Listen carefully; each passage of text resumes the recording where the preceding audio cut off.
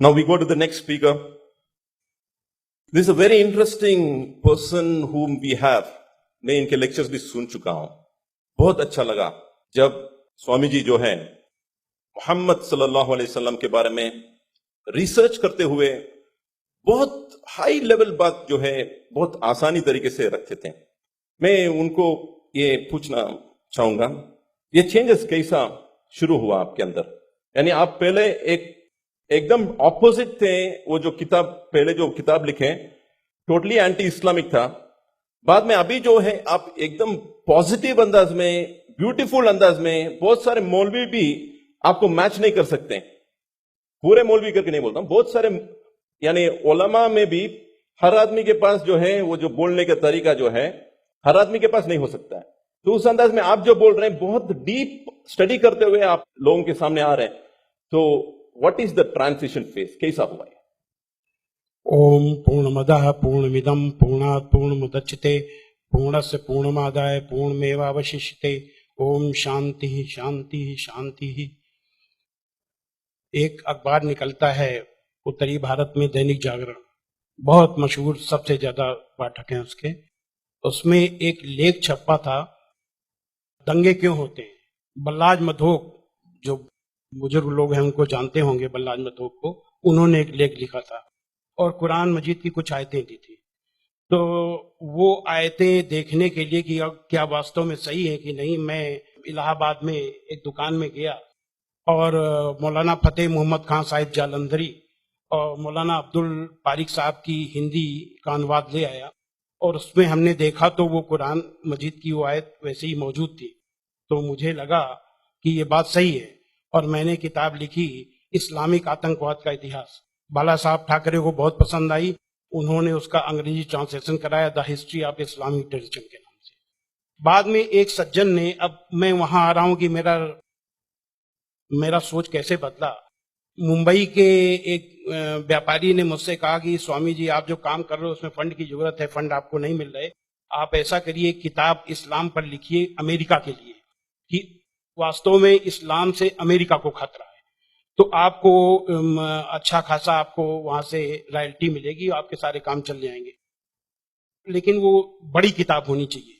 उसको लिखने के लिए मैंने हजरत मोहम्मद सल्लल्लाहु अलैहि वसल्लम की जीवनी पढ़ी. जब जीवनी पढ़ी तो जो कुरान मजीद की आयतों को मैंने आतंकवाद से जोड़ा था कि इन आयतों की वजह से आतंकवादी बनते हैं, लेकिन जीवनी पढ़ने के बाद मुझे लगा कि ये आयतें आतंकवाद को रोकने के लिए हैं, आतंकवादियों को. सुभान अल्लाह. क्योंकि उनमें जो युद्ध का आदेश था वो आतंकवाद और आतंकवादियों के विरुद्ध था. तो मुझे लगा कि मुझसे बहुत बड़ी गलती हो गई, एक धर्माचार से ऐसी गलती नहीं होनी चाहिए. और वो गलती क्यों हुई? वो गलती का जिम्मेदार मैं नहीं था, उस गलती का जिम्मेदार अनुवाद करने वाला था, जिसने ये नहीं बताया कि आयत का मतलब कैसे समझें. किसी भी हम यहाँ जो गैर मुस्लिम भाई होंगे उनको मैं बताऊं कि आयत का मतलब समझने के लिए जरूरी है कि आयत क्यों और किन परिस्थितियों में आई. ये जब जानेंगे तभी सही अर्थ मालूम होगा. तो ये जानने के बाद मैंने एक दूसरी किताब लिखी, इस्लाम आतंक या आदर्श. यानी इस्लाम में आतंक नहीं, आदर्श ही आदर्श है. और इसका हम दूसरा उदाहरण और हम दे रहे हैं क्योंकि हमने एक दूसरी किताब भी लिखी है. एक बार मैं जा रहा था, अभी थोड़े दिन की बात है, तो एक सज्जन से मेरी बातचीत होने लगी. मैंने कहा इस्लाम में आतंकवाद है ही नहीं. तो उन्होंने क्या किया, अपने मोबाइल में दिखाया एक इंटरनेट से कि आज से 100 साल पहले ब्रिटिश पार्लियामेंट में एक भूतपूर्व जो प्रधानमंत्री विलियम ग्लैडस्टोन थे, उन्होंने कुरान मजीद को लहराते हुए उसके बारे में कुछ नेगेटिव चीजें कही थी. तो मुझे बिल्कुल अपनी बात याद आ गई कि जैसे मैंने गलत समझा वैसे विलियम ग्लैडस्टोन ने भी गलत समझा, और उसके जिम्मेदार वो नहीं, अनुवाद करने वाले थे, क्योंकि उन्होंने सही अनुवाद उसको सही ढंग से एक्सप्लेन क्यों नहीं किया. तो मुझे लगा कि अब इस पर भी एक किताब लिखने की जरूरत है.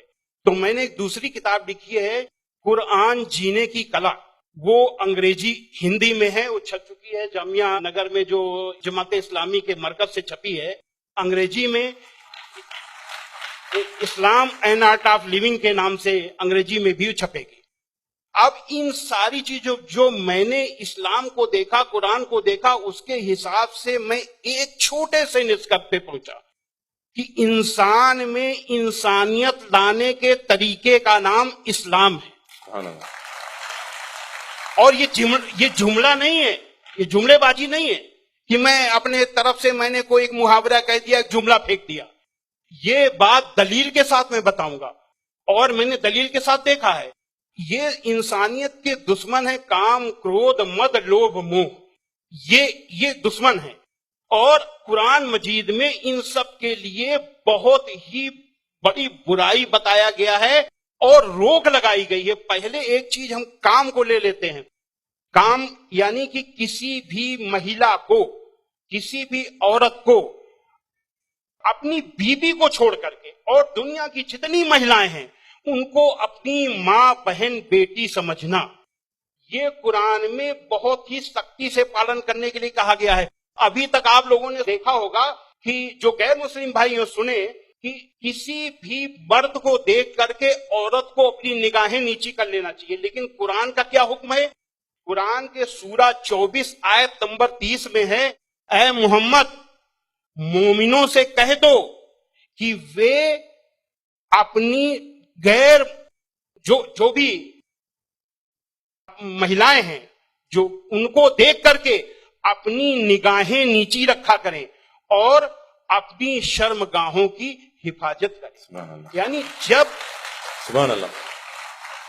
मर्द जब अपनी पत्नी के सिवा किसी को देखे तो आंख न मिलाए उससे, अपनी निगाहें नीची कर ले और मर्यादा में रहे। ये पुरुष के लिए ये बनाया गया नियम और यही नियम औरत के लिए भी, दोनों के लिए वही नियम बनाए गए। ये नहीं कि केवल औरत के लिए।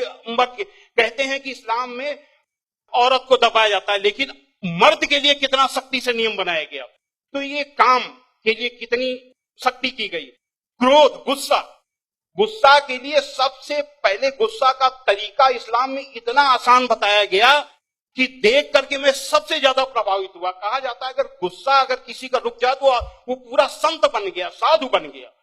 और कितना बढ़िया तरीका इस्लाम में बताया गया, कुरान में बताया गया है कि माफ कर दो, किसी के गुनाहों को माफ कर दो और जब माफ कर दो तो गुस्सा खत्म। और सबसे पहले ये हुक्म दिया गया पैगंबर को। सूरा 7 आयत नंबर 199 में हुक्म आया कि ऐ मोहम्मद माफी का तरीका अपनाओ और भलाई का हुक्म देते रहो और अज्ञानियों से किनारा कर लो।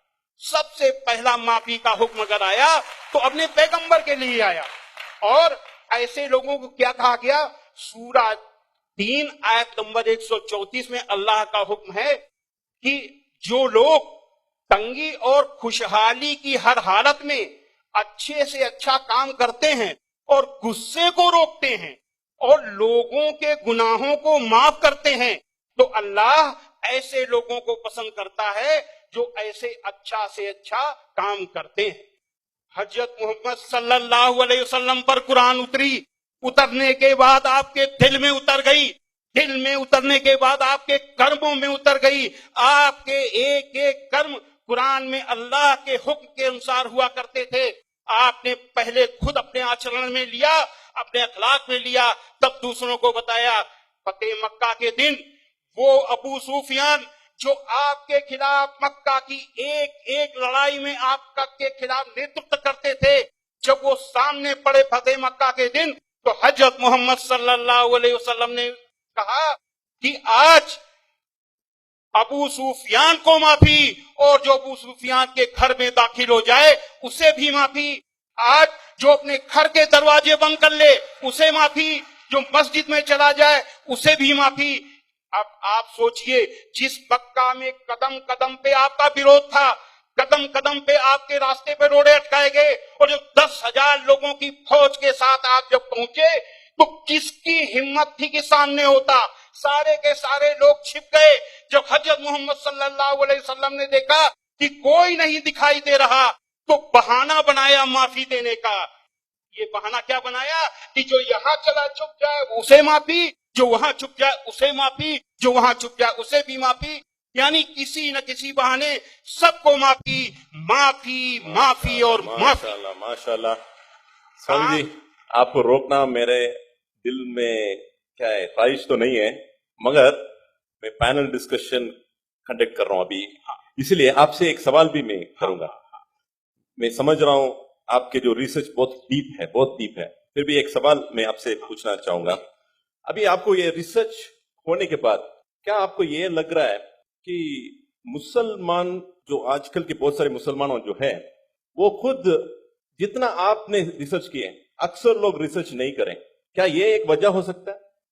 मेरे हिसाब से मैंने जो जो भी मसाइल यानी समस्याएं दुनिया में देखी हैं, उन सारी समस्याओं का पॉजिटिव हल कुरान मजीद में मौजूद है। बस देखने की जरूरत है।